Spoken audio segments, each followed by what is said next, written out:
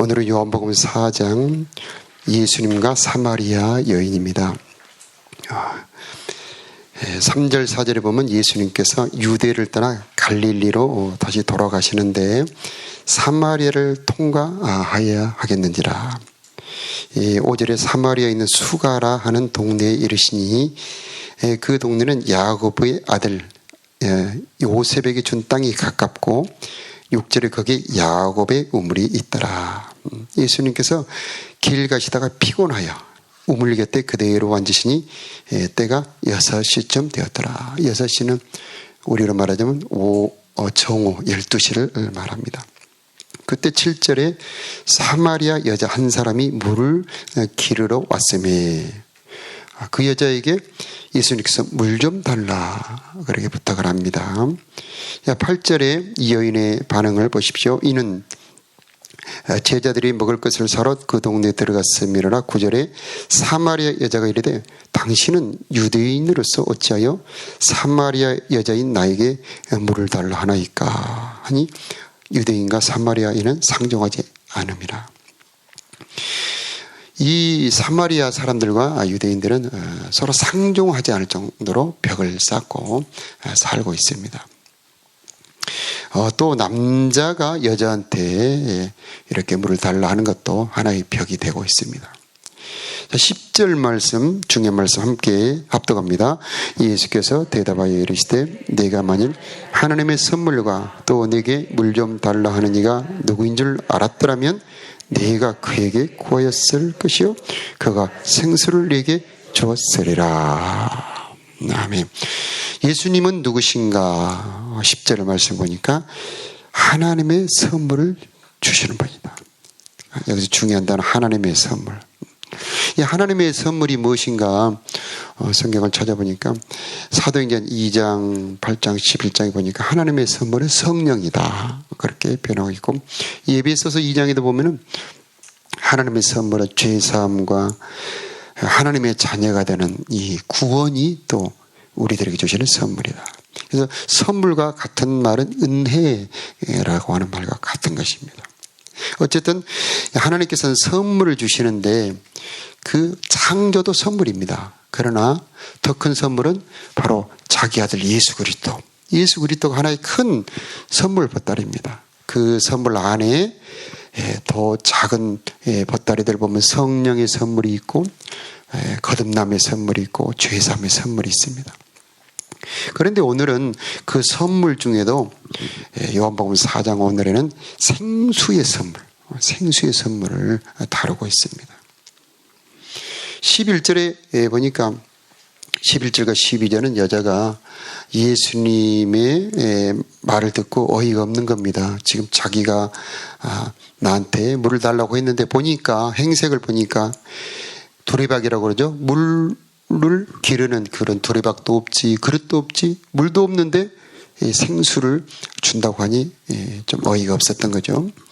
그래서 당신은 물 기를 그릇도 없고 이 물은 깊은데 어디서 당신이 생수를 얻겠습니까? 12절 보니까 우리 조상 야곱이 이 우물을 우리에게 주셨고 또 여기서 자기와 자기 아들들과 짐승이 다 마셨는데 당신이 야곱보다 더 큰입니까? 좀 무시하는 말이죠. 이 여자는 이런 말을 할 수밖에 없는 이유는 모르니까, 예수님이 어떤 분인지 모르니까 그런 말을 할 수밖에 없겠죠. 그때 13, 14절 합독하도록 하겠습니다. 예수께서 대답하여 이르시되 이 물을 마시는 자마다 다시 목마르려니와 내가 주는 물을 마시는 자는 영원히 목마르지 아니하리니 내가 주는 물은 그 속에서 영생하도록 솟아나는 샘물이 되리라. 아멘. 참 요한복음 말씀은 참 깊다 그렇게 표현들 합니다. 너무 재미있고 깊은데 그것은 이 땅에 있는 이런 모든 사물들을 빗대어서 하늘의 일을 말하고 있기 때문입니다. 우리가 어제 말씀에도 봤습니다만은 3장 12절 보니까 내가 땅의 일을 말하여도 너희가 믿지 못하겠거든 하물며 하늘 일을 말하면 너희가 어떻게 믿겠느냐.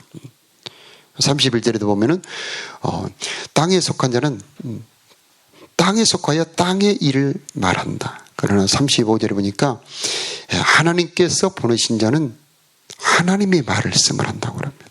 이는 성령을 한량없이 부어주십니다. 그래서 하나님의 세계는 영의 세계, 보이지 않는 세계입니다. 그것도 우리 인간의 있던 이성으로 이해하기 어려운 거죠. 그런데 하나님께서는 성령으로 그것을 깨닫게 해주시는 것입니다. 그래서 농사 얘기를 하지만 진짜 농사가 아니고 신령한 농사 얘기를 말하는 것이고, 빚을 말하지만 그 빚은 신령한 빚을 말하는 겁니다. 오늘도 이 생수 얘기를 합니다만은 우리가 마시는 그런 우물의 생수라기보다는 신령한 생수 얘기를 하는 거예요. 근데 여기서 이 물을 마시는 자마다 다시 목 마르려니와, 이 말이 참 깊은 말입니다. 다시 말하면 거기에 있는 우물물을 마셔도 그 물을 마시면 얼마 후에 다시 목 마르는 것처럼 우리 하늘 아래 땅에 있는 모든 것은 우리 사람에게 참 만족을 주지 못한다는 말입니다. 그래서 은을 사랑하는 자, 즉 돈을 사랑하는 자는 돈으로 만족함이 없다. 사람한테 인정을 받으려고 사람의 사랑을 구하는 자도 참 만족이 없다. 언제나 땅에 있는 것은 우리로 하여금 다시 목마르게 한다. 그런 말입니다. 그런데 14절에 내가 주는 물을 마시는 자는, 내가 주는 물을 마시는, 즉 예수님은 생수 물을 주시는 분인데, 이 물을 마시는 자는 영원히 목마르지 아니할 것인데, 그 이유는 내가 주는 물은 그 속에서 영생하도록 솟아나는 샘물이 되리라. 자, 우리 인간의 세계는 그렇지 않죠? 물을 마시면 이 장기에서 다 흡수가 돼버리죠. 다 그리고 소변으로 배출이 되지 않습니까? 그런데 예수님이 주시는 이 물은 마시면 그 속에서 영원토록 솟아나는 샘이 된다는 말입니다. 이게 참 우리 인간의 말로 어떻게 이해하기가 어렵지 않습니까? 그래서 이 요한복음의 말씀을 볼 때는 성령을 주셔서 깨닫게 해달라고 꼭 기도를 해야 되는 것입니다. 예수님이 주시는 물은 영원히 목마르지 않게 하는 물이다. 그 물은 그 물을 마실 때 그 속에서 영생하도록 솟아나는 샘물이 되는 그런 물이다. 할렐루야. 성령으로 깨달아지는 은혜가 있기를 축복합니다. 15절에 보니까 여자가 놀랍니다. 그런 물이 있다면 나에게 좀 주십시오. 그래서 내가 여기 물 목마르지도 않고 여기에 물 기르러 오지도 않게 해주십시오.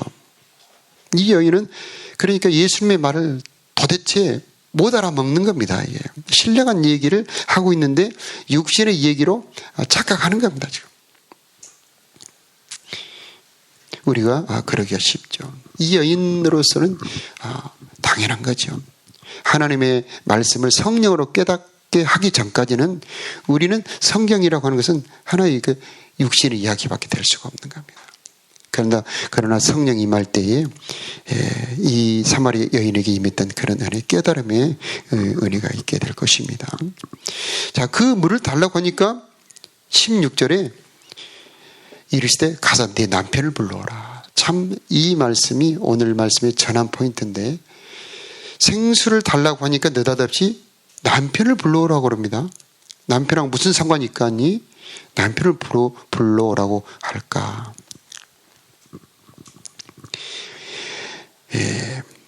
이 남편이라고 하는 것은, 남편을 불러오라고 하는 것은 17절에 보니까 여자가 대답하여 이르되 나는 남편이 없나이다. 나는 남편이 없나이다. 예수께서 이르시되 네가 남편이 없다는 말이 옳도다. 너는 남편 5이 있었고 지금 있는 자도 네 남편이 아니니 네 말이 참되도다. 지금 예수님께서 생수 얘기를 하다가 갑자기 남편 얘기를 끄집어내는 이유는 그 여인 속에 있는 목마름의 근원을 알려주는 겁니다. 참, 그래서 우리 보통 인간이 가지고 있지 않는 창조자 하나님이 가지고 있는 그 사람의 중심을 아는 그 주님이시죠. 그래서 남편 5이 있었지만 그 중에 한 남편도 자기 남편이 되지 못하고 지금 있는 남자도 남편이 아닌 이 여인. 이 여인의 일생을 한번 생각해 보십시오. 이 여인의 목마름이 무엇이었을까요? 이 여인의 목마름은 사랑의 목마름. 진정한 사랑의 목마름이죠. 그런데 여기서 주목할 점은 그 깊은 목마름을 알면서도 예수님께서는 그 여인을 비난하지 않는다는 겁니다. 자, 우리가 일반적으로 봤을 때 남편이 5이 있었는데 지금 있는 남자는 남편이 아니다. 이 사실을 우리가 알았을 때 얼마나 그 여자의 기구한 그 일생을 보면서 바라보는 눈초리가 어떻겠습니까? 얼마나 이렇게 입방아 찍기가 쉽겠습니까? 그것은 육신의 사람인데 우리 주님은 그렇지 않다는 겁니다. 우리 주님은 그 여인의 깊은 아픔과 수치를 바라보면서도 그 여인을 비난하지 않고 있다는 얘기죠. 여기서 우리는 중요하게 주님께 배워야 될 겁니다. 우리 믿음의 사람들이, 우리 곁에 있는 사람들의 약점, 수치를 바라볼 때에 결코 비난하지 말고 주님의 마음, 긍휼의 마음, 사랑의 마음으로 바라보아야 한다는 것입니다.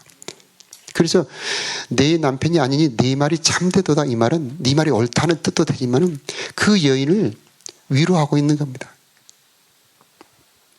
그래, 네 남편이 너의 일생의 그 기구한 그런 운명이 얼마나 마음 아프고 목말랐느냐, 얼마나 목마르냐라고 하는 그 하나님의 긍휼의 마음으로 하는 말씀인 겁니다. 너의 아픔과 목마름을 안다. 그래서 그 여인으로 하여금 자기 목마름의 근원을 드러내주는 거죠. 그런데 여기서 우리는 중요한 것은, 그러면 남편이 있고 남편의 사랑을 많이 받는 여자는 목마르지 않는가요? 여기서 요한복음이 말씀이 깊다는 얘기는 바로 그겁니다. 그것은 육신의 남편을 말하는 것이 아니고 참 신령한 남편을 말하는 겁니다. 그래서 나는 남편이 없나이다 하는 이 17절의 말씀은 그 우물가의 여인의 그 말만이 아니고 모든 인류가 고백해야 될 말이다, 그런 얘기입니다. 하나님을 떠난 모든 인류, 예수 그리스도가 없는 모든 인류는 남편이 없는 여자인 것입니다. 그래서 그 남편의 대체물로 여러 가지 우상들을 섬겨봅니다. 바알도 섬기고 아세라도 섬기고 몰렉도 섬겨보고 수많은 우상들을 섬겨보지만 그 우상들은 참 만족을 주지 못하는 그런 남편인 겁니다. 그래서 이 남편 얘기는 육신의 남편을 말하는 것이 아니고 신령한 남편, 영원한 남편을 말하고 있는 거예요. 이것을 잠언서 5장을 통해 한번 비춰보겠습니다. 잠언서 5장에 보면은요, 잠언서 5장 15절에 너는 네 우물의 물을 마시고 네 샘에서 솟아나는 물을 마셔라. 어찌하여 내 샘물을 바깥으로 흘려보내며 그 물줄기를 거리로 흘려보내려느냐. 그 물은 너 혼자만의 것으로 삼고 다른 사람들과 나누지 말아라. 내 샘이 복된 줄 알고 네가 젊어서 맞은 아내와 더불어 즐거워하여라. 지금 이 샘 얘기는 그냥 샘 얘기가 아니죠. 무슨 얘기입니까? 이것은 남편과 아내의 부부관계를 말하고 있는 겁니다. 이 부부관계를 샘으로 표현하고 있어요. 네 샘이 복된 줄 알고 네가 젊어서 맞은 아내와 더불어 즐거워하여라. 아내는 사랑스러운 암사슴 아름다운 암노루 그의 품을 언제나 만족스럽게 생각하고 그의 사랑을 언제나 사모하여라. 그래서 이 샘이라고 하는 것은 부부관계를 말하는 것이고 그 샘에서 흐르는 물은 부부관계에서 나오는 사랑을 말하는 것입니다.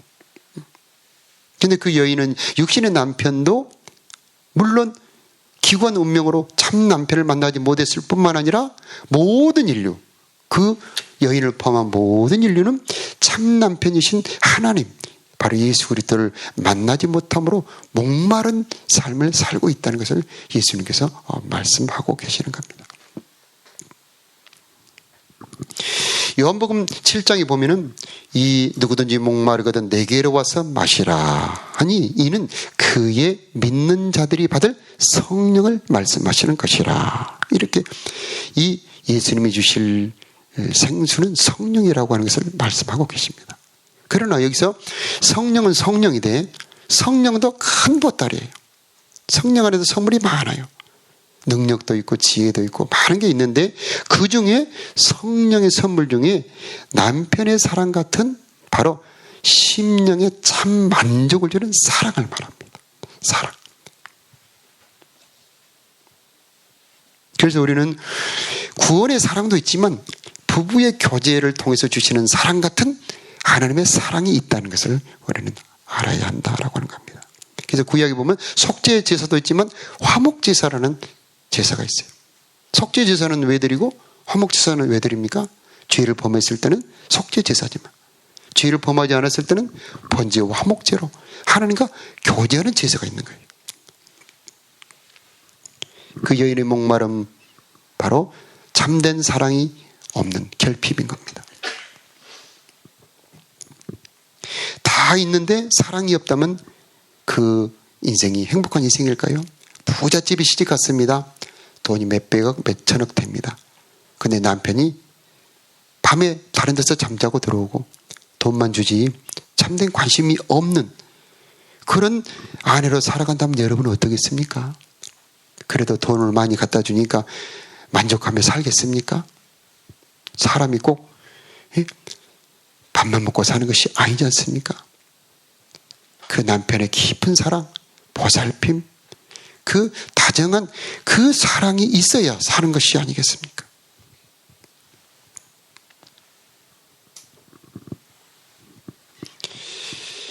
(19절에) 여자가 이르되 주여 내가 보니 선지자서로이다. 예수님을 조금 더 안 거죠. 예수님께서 그 자기 깊은 마음을 어루만지면서 알았을 때 예수님을 선지자로 알아봅니다. 근데 이때 여인은 예배를 끄집어냅니다. 20절에 우리 조상들은 이 산에서 예배하였는데 당신들의 말은 예배할 곳이 예루살렘에 있다고 합니다. 자, 이 여인은 비로소 이 신앙의 목마름을 끄집어냅니다.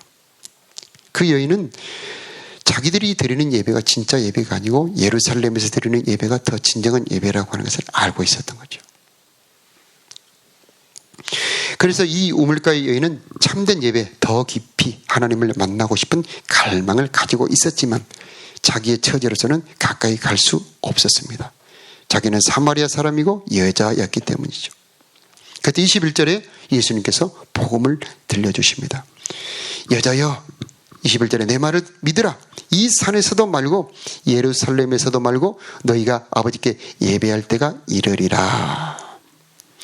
23절에 아버지께 참되게 예배하는 자들은 영과 진리로 예배할 때가 오나니 곧 이때라. 아버지께서는 이렇게 자기에게 예배하는 자들을 찾으시느니라. 하나님은 영이시니 예배하는 자가 영과 진리로 예배할지니라. 이 다시는 목마르지 않는 이 생수가 왜 예배 얘기로 연결이 될까요? 다시는 목마르지 않는 생수는 바로 예배를 통해서 얻는다는 말씀입니다. 예배라고 하는 것은 은혜의 보좌 앞으로 나가서 하나님을 만나는 것입니다. 요한계시록 어제도 이번 주에도 봉독했습니다만 이 수정같이 맑은 생명수의 강이 흐르는데 그게 하나님과 어린 양의 보좌로부터 흐르더라. 우리 교회 강대상에 쓰여진 말씀입니다.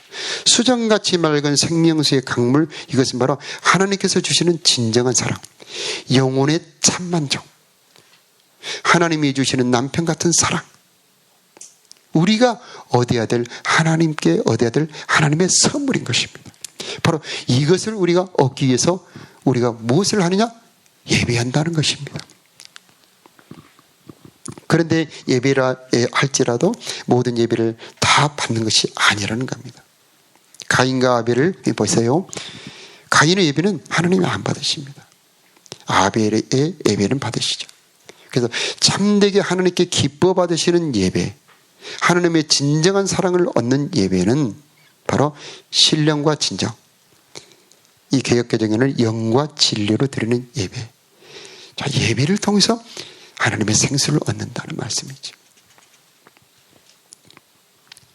신령으로 드린다, 영으로 드리는 예배다. 이것은 성령으로 드리는 예배, 성령이 임재하는 예배다라고 말할 수 있고, 진리로 예배한다는 말은 하나님께서 기쁘시도록 그분의 뜻대로 드리는 예배를 말합니다. 하나님이 기쁘시도록.